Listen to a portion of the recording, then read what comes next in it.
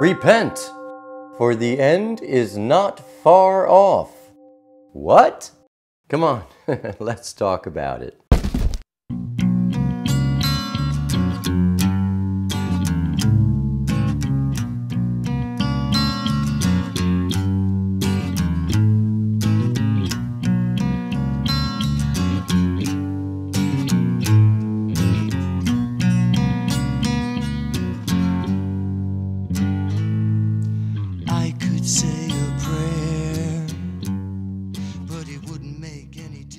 Luke chapter 21, beginning with verse 25, reads, "And there shall be signs in the sun and moon and stars, and on the earth anxiety of nations, in bewilderment at the roaring of the sea, and agitation, men fainting from fear and the expectation of what is coming on the earth, for the powers of the Shamayim shall be shaken. And then they shall see the bane of Adam coming in a cloud with power and much esteem. And when these begin to take place, look up and lift up your heads, because your redemption draws near." Go to the book of Matthew, chapter 24, verse 7. We see nation shall rise against nation and reign against reign. It's really talking about groups of nations, and it goes on, there shall be scarcity of food, deadly diseases, earthquakes in places, and all these are the beginnings of birth pangs. You know, people often say, oh, that's been going on throughout history. You know, we've had earthquakes, we've had wars, so on and so forth. But we have to understand is that this is saying when all these things are going on at the same time, that we have not seen in previous historical records. Verse 11 in Matthew 24 says, "Many false prophets shall rise up and lead many astray." YouTube, YouTube, I admonish you again, my friends, please be careful about what you watch on YouTube, or, you know, what you read and see on the web. Don't be so quick to take things as though they're truths. And you know, there's a lot of strange people on YouTube claiming to be prophets and so on and so forth. Be diligent and be selective. Don't spend so much time viewing all kinds of stuff. Stick with the word. If it's not in here, it's garbage. Verse 12, "And because of the increase in lawlessness, the love of many shall become cold." Lawlessness, now that's not talking about riots on the streets. The increase of the lack of paying attention to the Father's loving instructions to his children. Lawlessness, Torahlessness. You know, I've talked about this one before. In verse 31, Yeshua says, "And he shall send his messengers with a great sound of a trumpet, and they shall gather together his chosen ones from the four winds, from the one end of the Shamayim to the other. He shall send his messengers with a great sound of a trumpet." That's what we see going on in the book of Chazon, Revelation.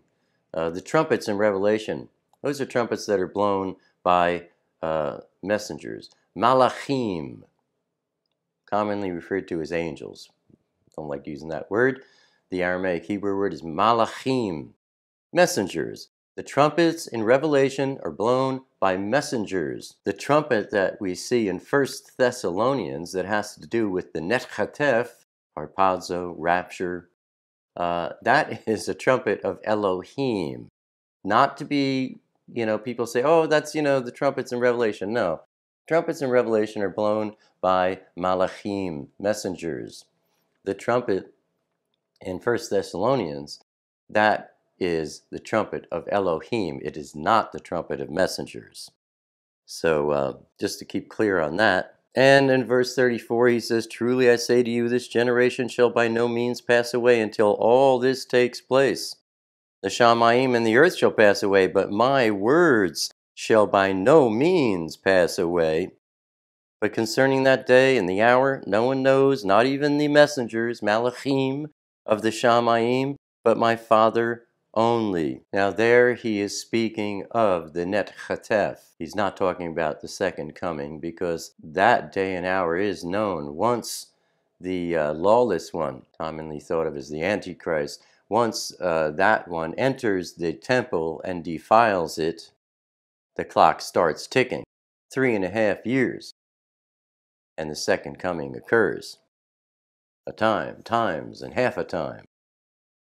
1,260 days, 42 months, if I have those numbers right.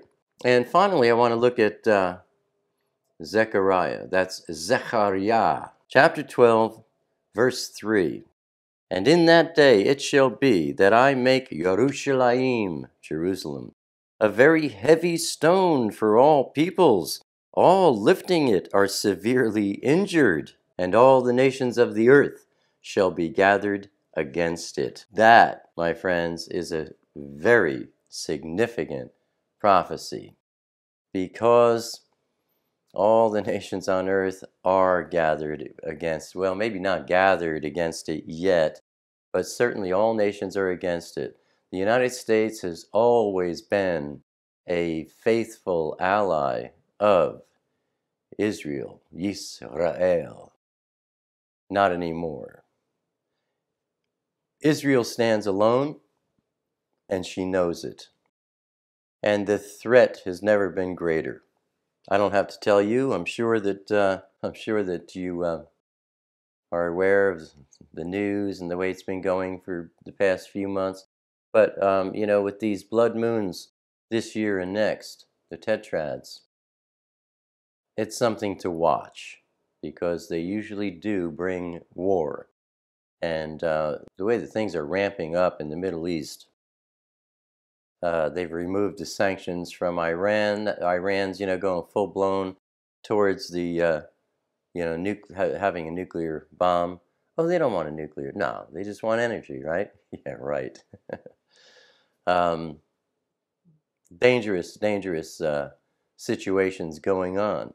And, with these 4 blood moons, wow, this could be an interesting time. And, at the making of this video, it's the new year, 2014. So I thought I would give this message, repent, for the end is near. Somebody asked me to do this. The word for repent, you can check this out. In the original Aramaic Hebrew, the word is shuv, and that is spelled shin, wa, beit. It's a primary root, and shin is the teeth, cutting things in two, dividing things into two.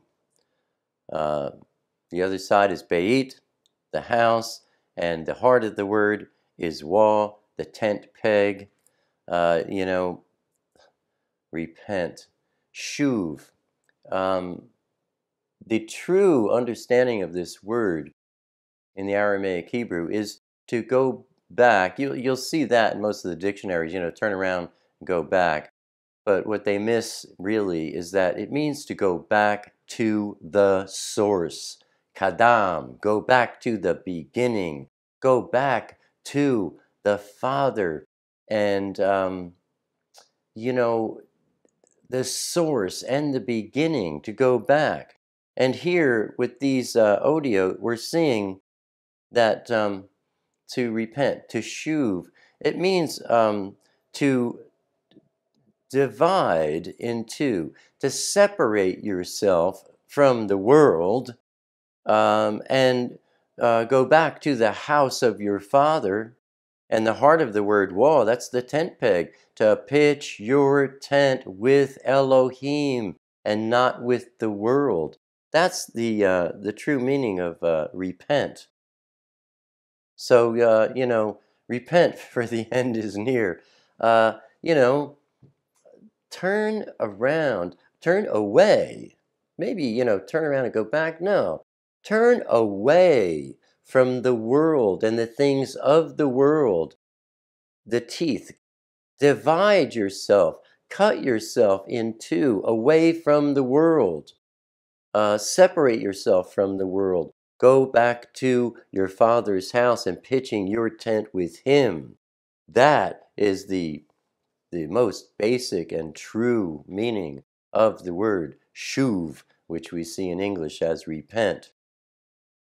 Now, the main point of this video that I wanted to make comes from David Suzuki. I imagine some of you know who I'm talking about. He's an Asian gentleman, white hair, white beard.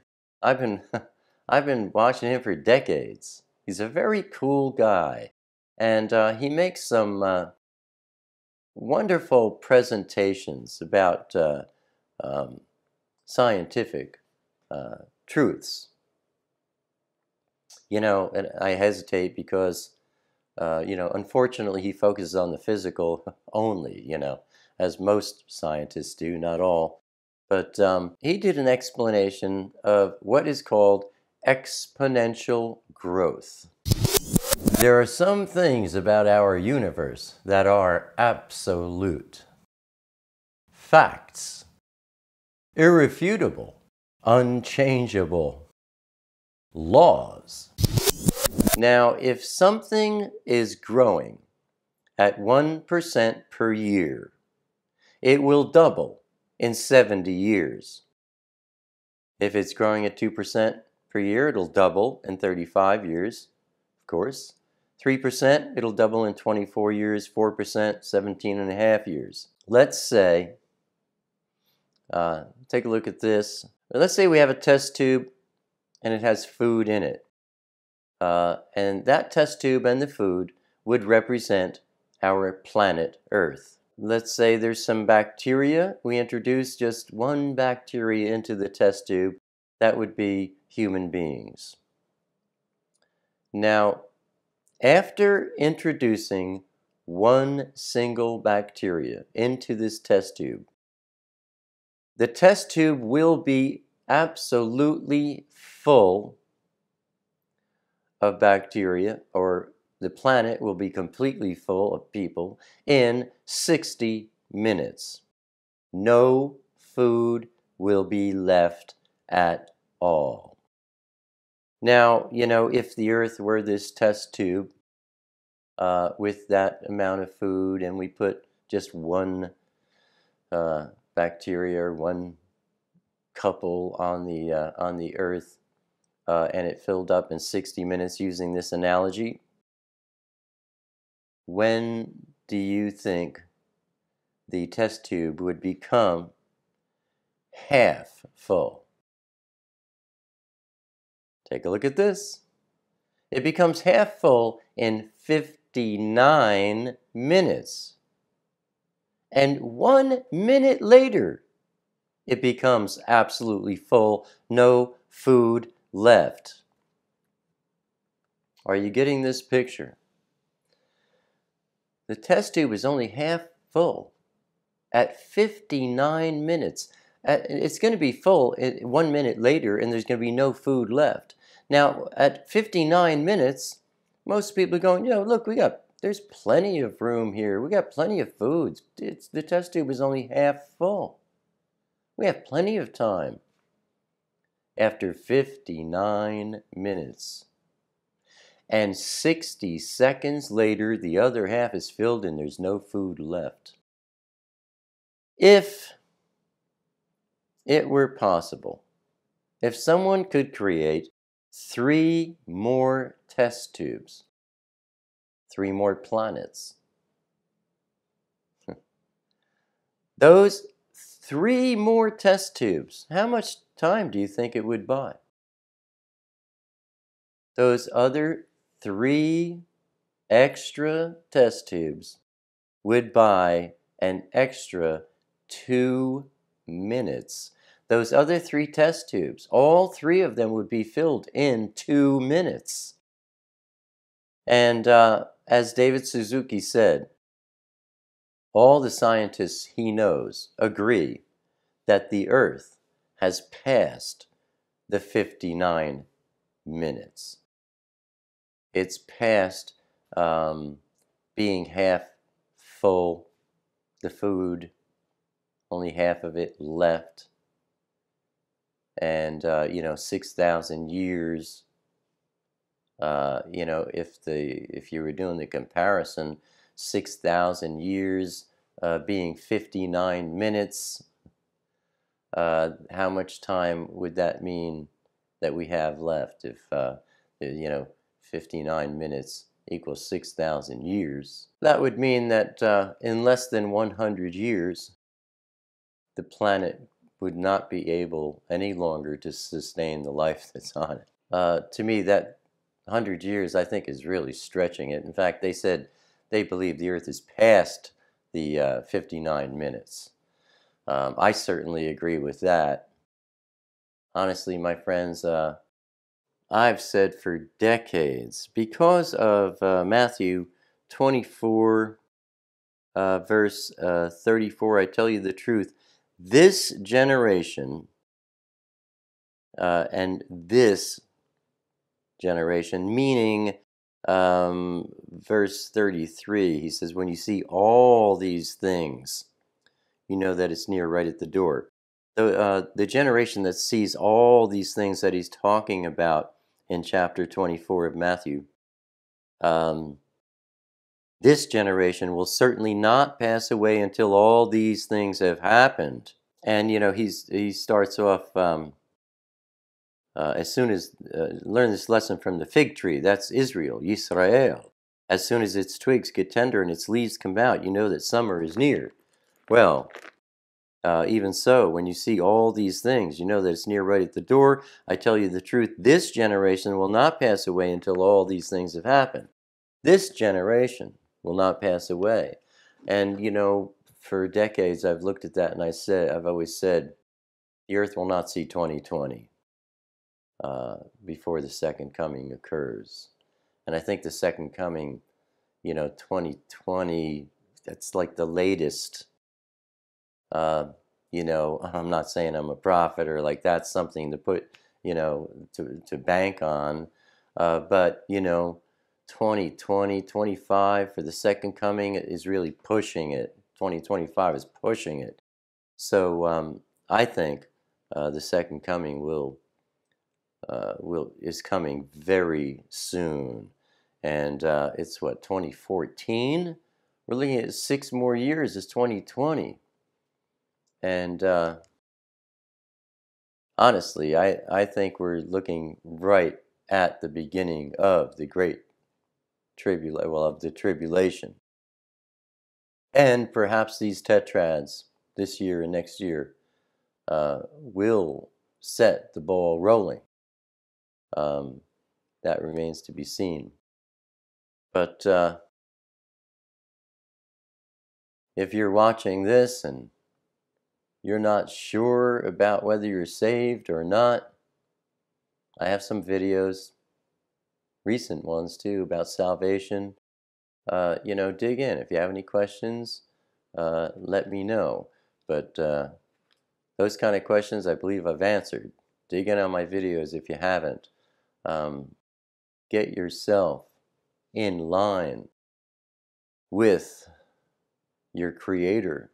Start pitching your tent with Elohim.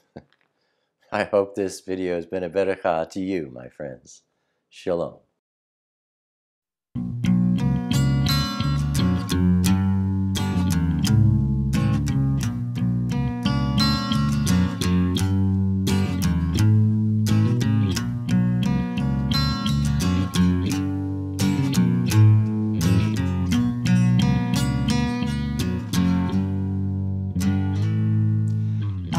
say a prayer, but it wouldn't make any difference.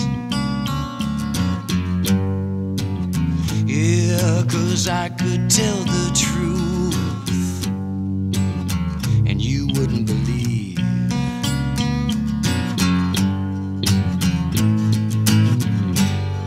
I'm standing here shining this light when you close your eyes.